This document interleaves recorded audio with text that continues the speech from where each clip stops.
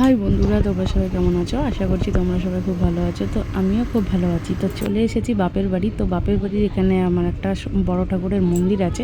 তো সেই মন্দিরে আজকে পুজো। তো এই যে আমার বৌদি, ভাইয়ের বউ আর পাশের পাড়ার একটা বৌদি সবাই মিলে পুজোর কাজবাজ করছে।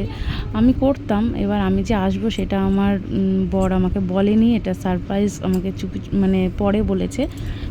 পরে বলে তারপর নিয়ে এসেছে। যদি আমাকে আগে বলতো আমিও উপোস থাকতাম। আমি উপোস ভালোবাসি। আর এই যে আমার দাদা ঠাকুর নিয়ে চলে এসেছে। ঘিমিয়ে গেছে, প্রচণ্ড গরম। তো এই যে আমাদের ঠাকুর আর এই যে আমাদের ঢাক। তো ঢাক বাজিয়ে আমাদের ঠাকুরকে নিয়ে এটা হচ্ছে আমার ভাইপো, দাদা ছেলে। তো আমি তো অবাক হয়ে গেছি, এত সুন্দর ঢাক বাজাচ্ছে ওইটুকুনি বাচ্চা। আমি ওকে বলছিলাম, তুই তো পড়াশোনা করিস না, তোকে একটা ঢাক কিনে দেবো, তাহলে তুই ঢাক বাজাবি। তাহলে কাজ বাজা করতে হবে না, এই ঢাক বাজালেই তোর সংসার চলে যাবে। তাই জন্য আমার দিকেও তাকাচ্ছিল। তো এই যে আমাদের মন্দিরে আমাদের গ্রহরাজ জয় জয় শনি দেবের মূর্তিটা আমাদের এখানে রেখে দিয়েছে। তো এই যে একটা ভাই আছে, ভাইটা সব ঠাকুরের মালাগুলো পরিয়ে দিচ্ছে। যার যেহেতু ঠাকুরের মন্দিরটা খুবই ছোট, তো সব কিছু মানে ফল মূল যা যা আছে, নৈবেদ্য, এগুলো যদি ওখানে সাজিয়ে রাখে তো পরে এই মালাগুলো পরানো যাবে না। তার জন্য একে একে সব মালাগুলো পরিয়ে দিল, আর কিছু মালা রেখে দিল, ব্রাহ্মণে ঘটে পরাবে।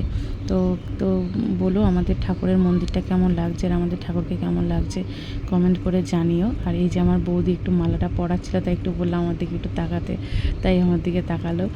আর এই যে এখানে সব গুছিয়ে টুচিয়ে রাখা হয়েছে সিন্নি। তো বড় ঠাকুরের তো সিন্নি দিতে হয়, তো এখানে সিন্নি দেওয়া হয়েছে, 5 রকমের ফল দেওয়া হয়েছে, আর কিছু নৈবেদ্য দেওয়া হয়েছে। তো আর এই যে ব্রাহ্মণ মশাই পুজো করা শুরু করে দিয়েছে। আর এখানে বাতাসা, আর এই ঠাকুরের তো বাতাসাটা মাস্ট, বাতাসা দিতেই হয়। তো কেমন লাগছে বলো। তারপরে এখানে সব পুজো শুরু হয়ে গিয়েছে, মাইকে বলছিল। তারপরে এখানে সবাই বসে রয়েছে। আমি এই যে দাঁড়িয়ে রয়েছে, এটা আমার বোনজির, ছোট বোনজির ছেলে। এখানে পাখা চালিয়ে দিয়েছে, প্রচণ্ড মশা। তাই জন্য শীত শীত করছিল, একটু বৃষ্টি হয়েছিল তখন এই লাগছিলো। তারপরে পুজো তো প্রায় শেষের দিকে, সব অঞ্জলি টঞ্জলি দেওয়া হয়ে গেছে, দিয়ে এখানে যজ্ঞ শুরু হয়ে গিয়েছে। তো যজ্ঞটা এত সুন্দর লাগছে, আর হাওয়া দিচ্ছিলো তো তার জন্য একটু এদিক ওদিক হচ্ছিলো। দারুণ হয়েছে যজ্ঞটা, খুব সুন্দর হয়েছে। আর সবাই মিলে এখানে বসে রয়েছে পাড়ার। আর পুজোটা করতে করতে অনেক দেরি হয়ে গিয়েছিল। তো এখানে পুজো চলছে, যজ্ঞ চলছে। আর আমার ভিডিওটা আমার একটা ভাইপো করে দিচ্ছিল, বড় ভাইপো। আমি ওখানে বসেছিলাম, বসে কাশি বাজাচ্ছিলাম। তাই জন্য আমি ভাইপোকে বললাম, তুই একটুখানি ভিডিওটা করে নিয়ে আয়।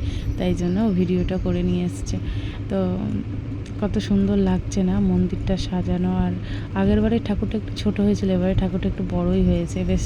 আর আগের বারে যেহেতু চুলগুলো অরিজিনাল এরকম টাইপের দিয়েছিল, তো তার জন্য চুলগুলো একটুখানি মানে 1 বছর থাকলে যেগুলো হয়, যেটা হয় আর কি, তাই জন্য এরকম হয়ে গেছিলো।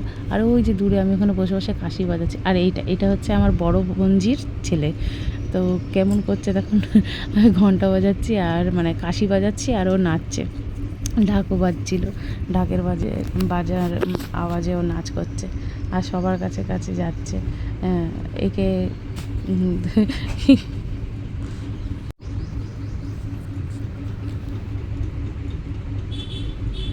যজ্ঞ হচ্ছে, আর এখানে সবাই বসে রয়েছে প্রসাদ নেওয়ার জন্য। তো অনেক রাত হয়ে গিয়েছিল। তো